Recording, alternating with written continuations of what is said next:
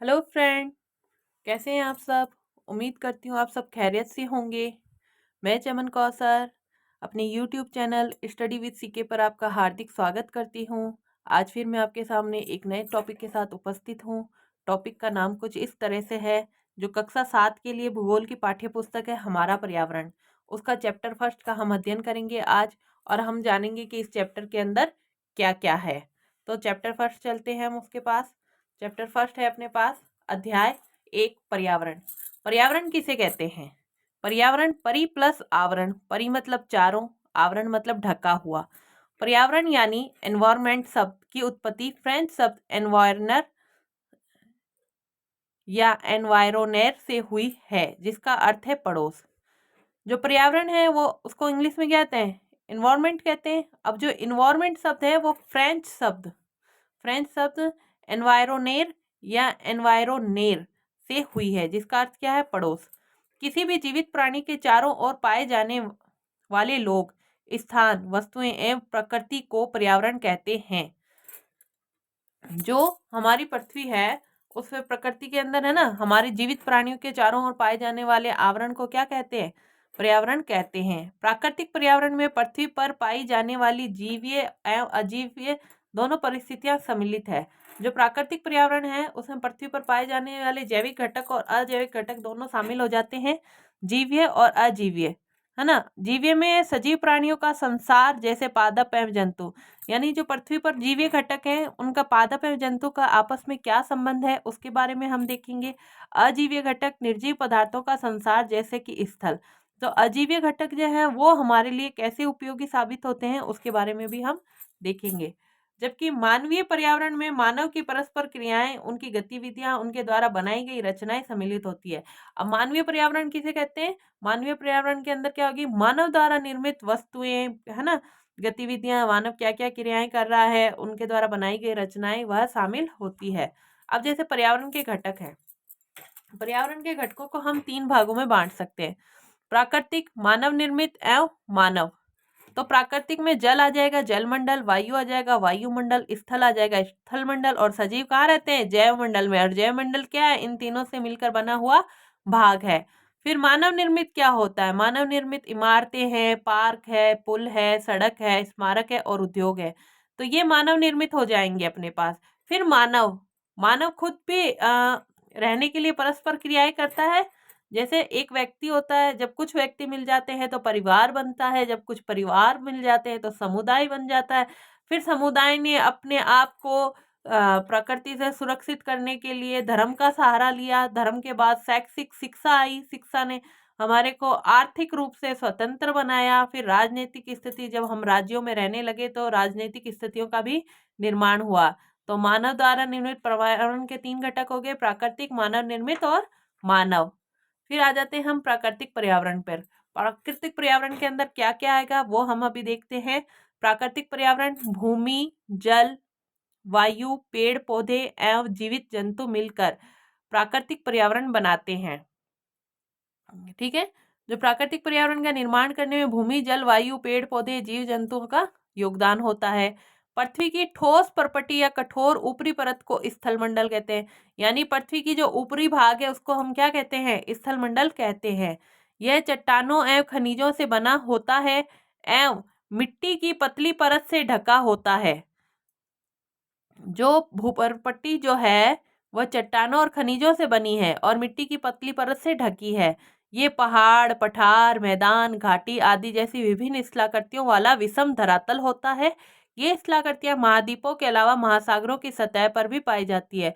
यानी प्राकृतिक पर्यावरण का जो पहला भाग, हमने स्थलमंडल की बात करते हैं अगर, तो पृथ्वी जो है, पृथ्वी किससे बनी है? खनिजों से, चट्टानों से। और ये जो सभी संरचनाएं हैं जो प्रकृति के ऊपर, हमारे को पृथ्वी के ऊपर जो दिखाई देती है, जैसे कि पहाड़ है, पठार है, मैदान है, घाटी है, जो ये हमें पृथ्वी के ऊपर दिखाई देते हैं, ऐसे कैसे ये कहाँ होते हैं? महासागरों में भी होते हैं।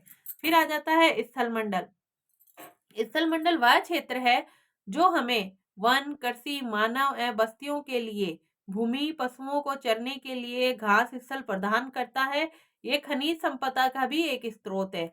स्थलमंडल क्या है? जहाँ पर हमें वन, कृषि, मानव बस्तियां तथा भूमि, पशुओं के चरने के लिए घास स्थल प्रदान करता है। फिर जलमंडल, जल के क्षेत्र को जलमंडल कहते हैं, यानी जहाँ जल पाया जाता है उसको हम जलमंडल कहते हैं। अब जल कहाँ कहाँ पाया जाता है? ये जल के विभिन्न स्रोतों जैसे नदी, झील, समुद्र, महासागर आदि जैसी विभिन्न जलाशयों से मिलकर बनता है। ये सभी प्राणियों के लिए आवश्यक है, यानी जलमंडल भी सभी प्राणियों के लिए आवश्यक है। क्यों? क्योंकि हमारे को जीने के लिए जल की आवश्यकता होती है। फॉर एग्जाम्पल, भोजन बनाने के लिए जल की आवश्यकता होती है, पीने के लिए भी जल की आवश्यकता होती है। वायुमंडल, पृथ्वी के चारों ओर फैली वायु की पतली परत को वायुमंडल कहते हैं। पृथ्वी का गुरुत्वाकर्षण बल अपने चारों ओर के वायुमंडल को थामे रखता है। जो पृथ्वी है उसका जो मतलब क्या, चारों ओर फैली हुई एक परत होती है वायु की, उसको वायुमंडल कहते हैं। और जो पृथ्वी का गुरुत्वाकर्षण बल है वह क्या है, वायुमंडल को अपने और मतलब थामे रखता है चारों ओर तक, है ना, गुरुत्वाकर्षण बल। ये सूर्य की किरणों की, सूर्य की झुलसाने वाली गर्मी एवं हानिकारक किरणों से भी हमारी रक्षा करता है। इसमें कई प्रकार की गैस, धूल कण एवं जलवाष्प उपस्थित रहते हैं। वायुमंडल में परिवर्तन होने से मौसम एवं जलवायु में परिवर्तन होता है। तो जो हमारी जो पृथ्वी है उसके ऊपर जो वायुमंडल की परत है जिसमें वायु उपस्थित है, ये हमारे लिए इसलिए भी उपयोगी है कि ये सूर्य से आने वाली हानिकारक पराबैंगनी किरणों से भी हमारी सुरक्षा करती है। और वायुमंडल की अगर परत ना हो तो जो सूर्य की किरणें डायरेक्ट गिरेगी और मनुष्य की क्या हो जाएगी, झुलसाने वाली गर्मी देगी। और इसके अंदर क्या होता है, गैस, धूल के कण, जलवाष्प उपस्थित रहते हैं। और ये क्या, जल वायुमंडल जो होता है इसमें होने वाले परिवर्तन मौसम और जलवायु में भी परिवर्तन होता है। अब तीनों मंडल मिलके बनाते हैं स्थल मंडल, जल मंडल और वायुमंडल मिलकर जैव मंडल का निर्माण करते हैं। जैव मंडल क्या है? पादप एवं जंतु, जीव जंतु मिलकर जैव मंडल या सजीव संसार का निर्माण करते हैं। ये पृथ्वी का वह संकीर्ण क्षेत्र है जहाँ स्थल, जल एवं वायु मिलकर जीवन संभव बनाते हैं। यानी कि ये तीनों मंडल जहाँ मिल गए, इस एरिया में मिल गए, तो ये क्या है गया, ये हो गया जैव मंडल। ये मान लो जल है, ये मान लो वायु है, इसे कह दो स्थल है ना, स्थल है, तो ये जो है ये जैव मंडल हो गया। पारितंत्र, वह तंत्र जिसमें समस्त जीवधारी आपस में एक दूसरे के साथ तथा पर्यावरण के उन भौतिक एवं रासायनिक कारकों के साथ परस्पर क्रिया करते हैं जिसमें वे निवास करते हैं। ये सब ऊर्जा और पदार्थ के स्थानांतरण द्वारा संबद्ध है। तो पारितंत्र जो है वह क्या है, एक दूसरे के साथ पर्यावरण के उन भौतिक एवं रासायनिक कारकों के साथ परस्पर क्रिया करते हैं जिनमें वे निवास करते हैं। वे सब ऊर्जा और पदार्थ के स्थानांतरण द्वारा संबद्ध है। मानवीय पर्यावरण, जब हमने प्राकृतिक पर्यावरण देख लिया तब उसके बाद हम देख रहे हैं मानवीय पर्यावरण। मानव अपने पर्यावरण के साथ पारस्परिक क्रिया करता है और उसमें अपनी आवश्यकता अनुसार परिवर्तन करता है। प्रारंभिक मानव ने स्वयं को प्रकृति के अनुरूप बना लिया था। मानव ने फसल उगाना, पशु पालना, स्थायी जीवन जीना सीख लिया था। पहले जो मानव था, आदि मानव था, वो तो क्या था, घुमंतु था, ठीक है ना, वह मतलब इधर उधर फिरता रहता था, ठीक है। लेकिन मानव ने धीरे धीरे पर्यावरण के साथ क्रिया की, ठीक है ना, फिर वो वहाँ अपने आवश्यकता अनुसार परिवर्तन किया। फॉर एग्जाम्पल, वह स्थायी निवास है ना, उसने फसलें बोना शुरू किया, ठीक है, पशु पालना शुरू किया। अब जब पशु पालने लगे तो पशुओं को भी एक से दूसरी जगह ले जाने में कठिनाई होती थी। और फिर क्या करे, फसल का भूसा खिलाते पशुओं को, पशु उनसे जिंदा रहते, फिर उनको मार के वो खाते। इस तरीके से मानव धीरे धीरे आगे बढ़ने लगा। फिर पहिए का आविष्कार हुआ, आवश्यकता से अधिक अन्न उपजाया गया, वस्तु विनिमय पद्धति का विकास हुआ, व्यापार प्रारंभ हुआ एवं वाणिज्य का विकास हुआ। तो जैसे जैसे मानव सब आगे बढ़ता गया तो उसने पहिए का आविष्कार किया और अन्न उपजाया। तो अन्न उपजाने के बाद क्या हो गया, वस्तु विनिमय की पद्धति का विकास हुआ, फिर व्यापार प्रारंभ हुआ, वाणिज्य का विकास हुआ, औद्योगिक क्रांति से बड़े पैमाने पर उत्पादन प्रारंभ हो गया, परिवहन तेज गति से प्रारंभ हुआ। मतलब मानव विकास की दर एक से बढ़कर आगे से आगे चलता गया। तो जब औद्योगिक क्रांति हुई तो बड़े पैमाने पर उत्पादन शुरू हो गया। अब जब बड़े पैमाने पर उत्पादन हो गया तो उसकी खपत भी आवश्यक थी। तो खपत के लिए हमारे को क्या है, सभी लोगों तक वो सामान को पहुंचाना जरूरी था जो हमने सामान उत्पादित किया है। तो उसके लिए परिवहन का तेजी से प्रारंभ हुआ। सूचना क्रांति से पूरे विश्व में संचार सहज एवं द्रुत हो गया। सूचना क्रांति आने से हम पूरे विश्व के अंदर क्या हुआ, संचार की व्यवस्था जो है सहज हो गई है। प्राकृतिक एवं मानवीय पर्यावरण के बीच सही संतुलन होना आवश्यक है।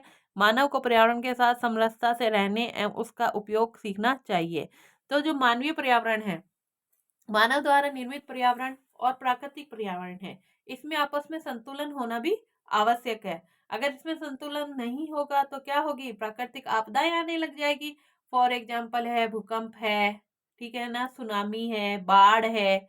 अगर मानव प्रकृति के जो पदार्थ हैं, जो प्राकृतिक तत्व हैं, उनका दोहन अनियमित रूप से करेगा तो सूखा, बाढ़, भूस्खलन, भूकंप जैसी इन घटनाओं को, वह प्राकृतिक घटनाओं का सामना उसको करना पड़ेगा।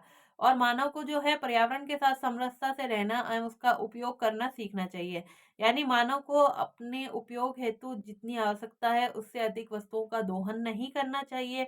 और फॉर एग्जाम्पल अगर जो जमीन खेतों के लिए है या वनों के लिए है, वहां पर अगर वह उनको कटिंग करके वहां रहने लग जाए तो वो भूमि का गलत इस्तेमाल कर रहा है कि भाई वो है तो एक उपजाऊ भूमि लेकिन उस पर आप मकान बनाकर रह रहे हो। और जैसे कचरा है उनको पानी में डाल रहे हो तो पानी दूषित हो रहा है, ठीक है। तो कचरे को सही जगह डालना, इस तरीके से उसको क्या है, प्रकृति का उपयोग करना आना चाहिए। जब मानव प्रकृति का सही से उपयोग करेगा तभी वह पर्यावरण के साथ एक अच्छा रिश्ता बना पाएगा। इस चैप्टर के अंदर यही दिया हुआ था। मिलते हैं नेक्स्ट वीडियो में। जब तक के लिए मैं आपसे इजाजत चाहूंगी। अगर आपको मेरा वीडियो पसंद आया हो तो चैनल को लाइक, सब्सक्राइब और शेयर करना ना भूलें। जब तक के लिए धन्यवाद।